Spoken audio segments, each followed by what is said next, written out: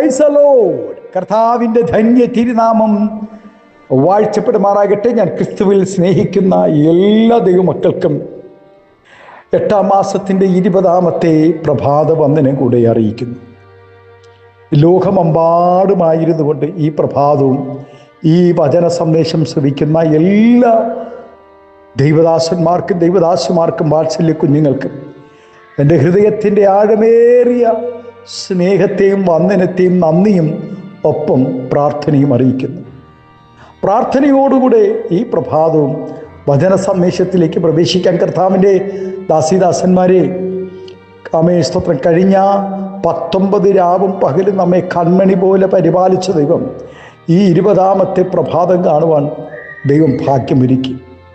എത്രയോ പ്രിയപ്പെട്ടവർ, നമ്മേക്കാൾ പ്രായം കുറഞ്ഞവർ, സൗന്ദര്യവും സമ്പത്തും ആരോഗ്യമുള്ള എത്രയെത്ര പ്രിയപ്പെട്ടവരാണ് ഈ ലോകത്ത് നിന്ന് മാറ്റപ്പെട്ടു പോയത്. നമ്മെ ഒരു യോഗ്യത പറയുവാനില്ലാത്ത നമ്മെ പരിപാലിച്ച് നമ്മെ ഇതുവരെ കരുതിയ ആ ദൈവം, ആ ദൈവത്തെ എങ്ങനെ നന്ദി നിറഞ്ഞ ഹൃദയത്തോട് സ്തുതിക്കാതിരിക്കാൻ കഴിയും? ഈ പ്രഭാതവും ദൈവസന്നിധിയിൽ നന്ദിയോടെ സ്തോത്രത്തോടെ ആയുസ് തന്ന, ആരോഗ്യം തന്ന, എല്ലാ നന്മകളെ തന്ന് പരിപാലിച്ച ദൈവത്തിൻ്റെ സന്നിധിയിൽ പ്രാർത്ഥനയോടുകൂടെ ഈ പ്രഭാതവുമായിരിക്കാം. സങ്കീർത്തനക്കാരൻ പ്രകാരം പാടുന്നു: ഇതാ ദൈവം എൻ്റെ സഹായകനാകുന്നു, കർത്താവ് എൻ്റെ പ്രാണനെ താങ്ങുന്നവരോട് കൂടെയുണ്ട്. ദാവീദിൻ്റെ അനുഭവം പോലെ ഒറ്റിക്കൊടുക്കലിൻ്റെ സാഹചര്യങ്ങളൊന്നും നമ്മുടെ ജീവിതത്തിൽ ഉണ്ടാകാൻ ഇടയില്ല. എന്നാൽ ജീവിതത്തിൽ മറ്റു അനേക പ്രതിസന്ധികളിൽ കൂടെ കടന്ന് പോകേണ്ടിയവരാണ് ദൈവമക്കൾ, അല്ലെങ്കിൽ പോയവരാണ്. വളരെ പ്രതീക്ഷിക്കാത്ത സമയങ്ങളിലാണ് മനുഷ്യർ രോഗികളാകുന്നതും മനഭാരമുണ്ടായി പ്രയാസങ്ങൾ നേരിടുന്നത്. കൂടാതെ വളരെ പ്രയാസമായ ശാരീരികമായ ബലഹീനതകൾ ഉണ്ടാകുമ്പോൾ മനസ്സ് സ്തോത്രം തകർന്നു പോകും. മനസ്സ് എത്തുന്നിടത്ത് ശരീരത്തിന് എത്തുവാൻ കഴിയുകയില്ല എന്ന് തിരിച്ചറിയുന്നത്. ഇങ്ങനെയുള്ള സാഹചര്യങ്ങളിലാണ് നാം മറ്റുള്ളവരുടെ സഹായം അല്ലെങ്കിൽ കൈത്താങ്ങലും ആഗ്രഹിക്കുന്നത്. എന്നാൽ നാം പ്രതീക്ഷിക്കുന്നത് പോലെ നാം വിശ്വാസം അർപ്പിച്ചിരിക്കുന്ന പലരും ആ സന്ദർഭത്തിൽ നമ്മെ കണ്ടില്ലെന്നും അറിഞ്ഞില്ലെന്നും സഹായിച്ചില്ലെന്നും വരാം. ഇതുപോലെയുള്ള നിർണായക ഘട്ടങ്ങളിൽ ലോക മനുഷ്യർ പരാജയപ്പെട്ടു പോകാറുണ്ട്. പലരും പല സാഹചര്യങ്ങൾ പിടിച്ചു നിൽക്കാൻ കഴിയാതെ ആത്മഹത്യ ചെയ്യാറുണ്ട്. എന്നാൽ യേശു ക്രിസ്തുവിനെ കർത്താവും രക്ഷകനുമായി തൻ്റെ ജീവിതത്തിൽ സ്വീകരിച്ച് ദൈവഹിത പ്രകാരം ജീവിക്കുന്ന ഒരു ദൈവപൈതനെ ദൈവം ഏകനായോ അനാഥനായോ വിടുകയില്ല. ചിലപ്പോൾ നമ്മുടെ സഹായത്തിനായി മറ്റുള്ളവരെ ഒരുക്കിയും തരികയോ മറ്റു ചിലപ്പോൾ വേറെ സാഹചര്യങ്ങളിൽ ഒരുക്കി തന്ന് നമ്മെ ആശ്വസിപ്പിക്കുകയോ ചെയ്തെന്നിരിക്കാം. നാം പ്രതീക്ഷ അർപ്പിച്ചവരും മാറിപ്പോകാം. പ്രിയ ദൈവവേദിലെ കൈത്താങ്ങൾ ഏകേണ്ടവർ ശത്രുക്കളായി തീരാം. നാം വളരെ പ്രതീക്ഷയോടെ വളർത്തിക്കൊണ്ടുവന്ന മക്കളും നാം ആത്മാർത്ഥതയോടുകൂടെ സ്നേഹിച്ചും കരുതിയും സംരക്ഷിച്ചും പോന്ന സഹോദരങ്ങളും ബന്ധുജനങ്ങളും സ്നേഹിതരും മനസാക്ഷിയില്ലാതെ പെരുമാറിയെന്നും വരാം. എന്നാൽ ദൈവത്തെ പൂർണ്ണമായി സ്നേഹിച്ച് തൻ്റെ വഴികളിൽ നടന്നു പോകുന്നവർക്ക് ഒരിക്കലും നിരാശപ്പെടേണ്ടി വരികയില്ല. ആരും നമ്മെ സഹായിച്ചില്ലെങ്കിലും, ആരെല്ലാം നമ്മെ താങ്ങിയില്ല എങ്കിലും ദൈവം നമ്മെ തൻ്റെ കരങ്ങളിൽ താങ്ങിക്കൊള്ളുമെന്ന് വാഗ്ദത്തം തന്നിട്ടുണ്ട്. ദൈവം ആരെയാണ് താങ്ങുന്നത്? മറ്റുള്ളവരിൽ കൂടെ ദൈവം താങ്ങുന്നു, അല്ലെങ്കിൽ സഹായിക്കുന്നു. ഒരു ദൈവവൈതനെ ദൈവം താങ്ങുന്നത് അവൻ്റെ ജീവിതത്തിൽ ഏതെങ്കിലും പ്രശ്നങ്ങളോ പ്രതിസന്ധികളോ വരുമ്പോൾ മാത്രമല്ല. അമ്മയുടെ ഉദരത്തിൽ ഉരുവാകുന്ന സമയം മുതൽ ദൈവം താങ്ങുന്നു എന്നാണ് വചനം പറയുന്നത്. ദൈവിക കരുതലില്ലാത്ത ഒരു നിമിഷം പോലും ഒരു ഭക്തൻ്റെ ജീവിതത്തിലില്ല. മാതാപിതാക്കൾ മക്കളെ പോറ്റി വളർത്തുന്നതിൻ്റെ പിന്നിൽ പല ഉദ്ദേശങ്ങളും പ്രതീക്ഷകളും ഉണ്ടെങ്കിലും അവയിൽ പ്രധാനമായത് തങ്ങൾ പ്രായമായി ശേഷി കുറഞ്ഞവരായി തീരുമ്പോൾ മക്കൾ തങ്ങൾക്കൊരു താങ്ങും തണലുമായിരിക്കണം എന്ന് ആഗ്രഹിക്കുന്നു. അങ്ങനെയുള്ള ലക്ഷ്യത്തോടു കൂടെയാണ് മാതാപിതാക്കൾ മക്കളെ വളർത്തുന്നത്. എന്നാൽ ദാവീദ് താൻ പോറ്റി വളർത്തിയ സുമുഖനും സുന്ദരനുമായ തൻ്റെ മകൻ അബ്സലോം തന്നെ സിംഹാസനത്തിൽ നിന്നും ഇറക്കുകയും തൻ്റെ ജീവിതം തന്നെ വകവരിച്ചുകയും തന്നെ തകർത്തു കളയുവാൻ പിന്തുടരുകയും ചെയ്യുന്നു.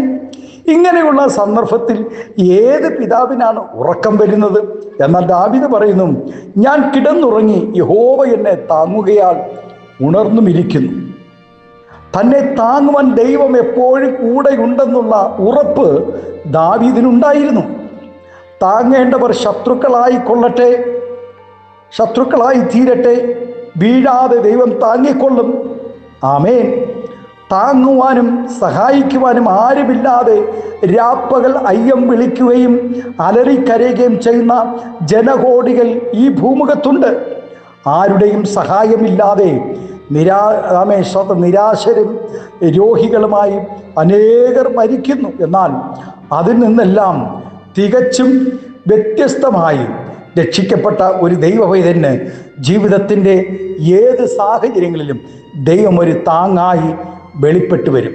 നമുക്ക് ഓജസ്സും പ്രസരിപ്പുമുള്ളപ്പോൾ ദൈവവചനത്തിന് ജീവിതത്തിൽ സ്ഥാനം കൊടുക്കാതെ, ദൈവത്തിനും പ്രാർത്ഥനകൾക്കും ആരാധനകൾക്കും വിശുദ്ധ ജീവിതങ്ങൾക്കും പ്രാധാന്യം കൊടുക്കാതെ നമുക്ക് ബോധിച്ച വഴികളിൽ ഓടിയിട്ട് ജീവിതത്തിൽ പ്രതിസന്ധികൾ വരുമ്പോൾ ദൈവത്തെ വിളിച്ചപേക്ഷിച്ചാൽ ദൈവം താങ്ങുമെന്ന് ഉറപ്പു പറയുവാൻ കഴിയുകയില്ല. ദൈവം എല്ലായ്പ്പോഴും നേരിട്ട് നമ്മോട് സംസാരിക്കണമെന്നില്ല. ദൈവത്തിൻ്റെ കരുതലുകൾ മറ്റുള്ളവരിൽ കൂടെ നാം അനുഭവിച്ചറിയണം.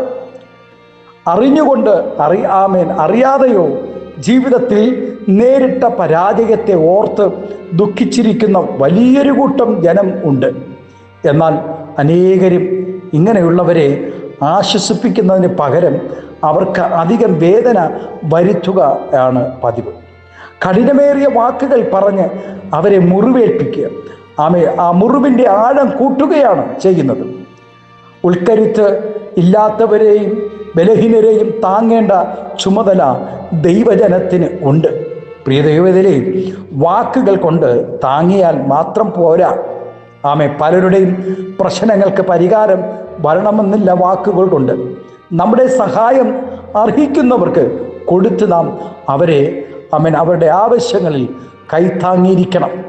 കട്ടതയിലായിരിക്കുന്ന ദൈവമക്കൾ ഒരു സഹായത്തിനായി നമ്മുടെ വാതിക്കൽ മുട്ടുമ്പോൾ സഹായിക്കുവാൻ കഴിയുമെങ്കിലും നാം സഹായിക്കാതെ ഇരുന്നു കഴിഞ്ഞാൽ നമ്മുടെ പ്രാർത്ഥനയ്ക്ക് എന്ത് ഫലമാണ്? സഹായിച്ചിട്ട് ഇനി ലോകം മൊത്തം അറിയിച്ച് ആ സഹായിച്ച സഹായം മേടിച്ച ആ വ്യക്തിയെ പരസ്യമായി അപകീർത്തിപ്പെടുത്തുന്ന എത്രയോ അനുഭവങ്ങൾ നമുക്ക് കാണുവാനിടയായി. ഒരു വ്യക്തിയെ സഹായിക്കുവാൻ കഴിയുമെങ്കിൽ നാം സഹായിക്കണം. സഹായത്തിന് പകരം അവരെ പരിഹസിക്കുന്നതല്ല ഒരു ദൈവവൈതലിൻ്റെ ചുമതല.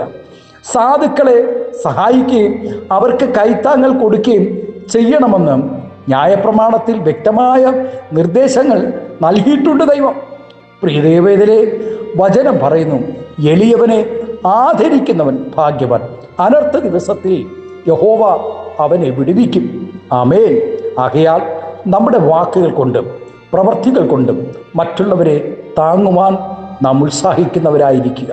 ഈ പ്രഭാതം എല്ലാവരെയും ദൈവം ധാരാളമായി അനുഗ്രഹിക്കട്ടെ. പ്രിയ ദൈവവേദിലെ നമ്മുടെ ജീവിതത്തിൽ സങ്കീർത്തനക്കാരനോടുകൂടെ ചേർന്ന് ഈ പ്രഭാതം നമുക്കും പറയാൻ ഇടയാകണം. ഹല്ലേലൂയ, ആമേൻ, സ്തോത്രം. ഇതാ ദൈവം എൻ്റെ സഹായകനാകുന്നു. കർത്താവ് എൻ്റെ പ്രാണനെ താങ്ങുന്നവരോട് കൂടെയുണ്ട്.